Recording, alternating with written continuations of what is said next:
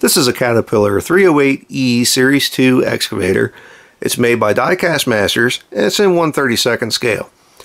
Now this is a pretty nice excavator model. You notice I said nice and not fantastic, not great.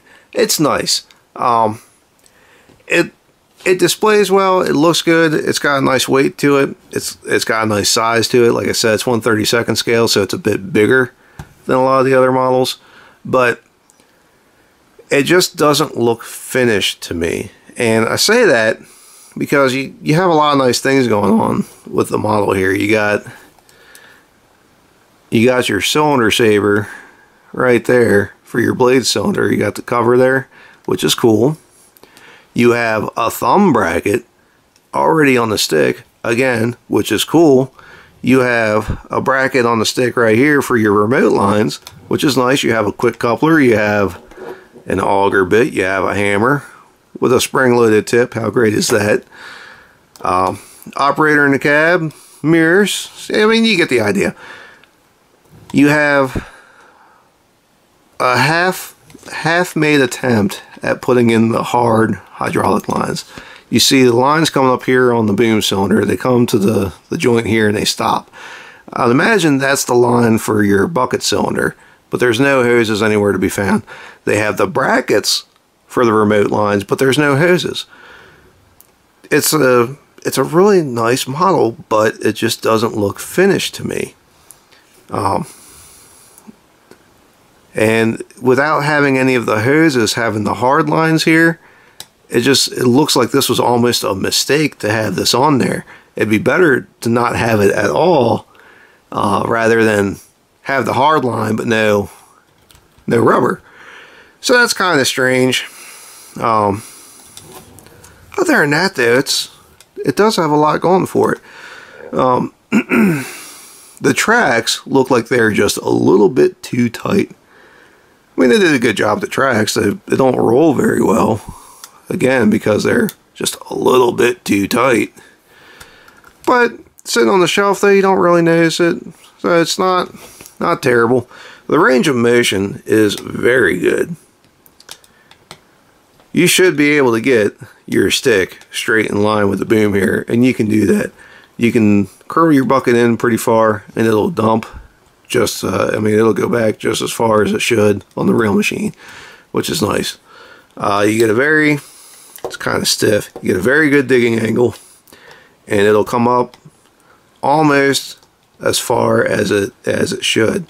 And again, it curls in almost as far as it should.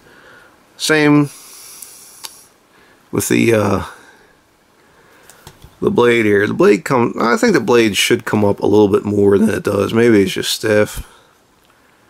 No, I'm pretty sure that's as far as it goes. And it does come down far enough.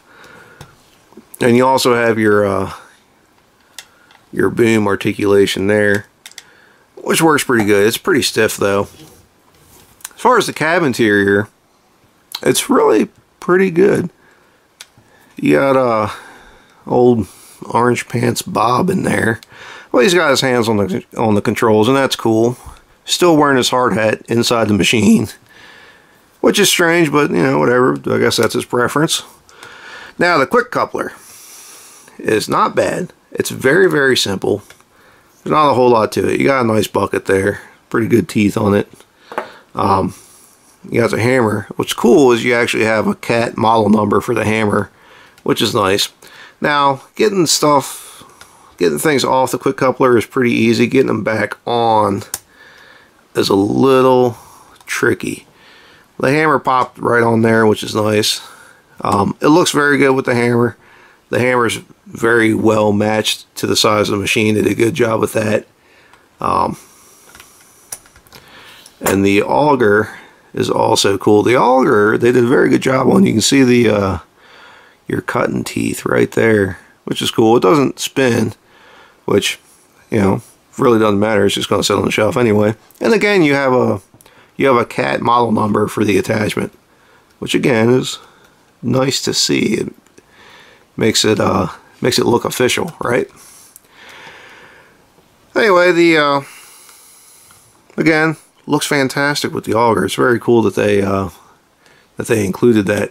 Now the auger doesn't have any bits of movement to it, or articulation, I guess you could say. Like normally this should pivot like left and right there, and then you should be able to pivot it like forward and backwards there. And the reason for that is it doesn't matter which way you climb the hill in the excavator, this is going to hang down perfectly level, so you can still bore a hole straight up and down. And that's the reason for those points of articulation. But they're not on the auger, and that's not a big deal. It's just going to sit on the shelf anyway, right? So anyway, that's about it in a nutshell. Overall, it's a nice model. It really is. It's not fantastic, but it's nice. If you have any questions or comments, feel free to ask. If you'd like to see more of what we have, please subscribe to Maryland Construction Diecast. And as always, thanks for watching.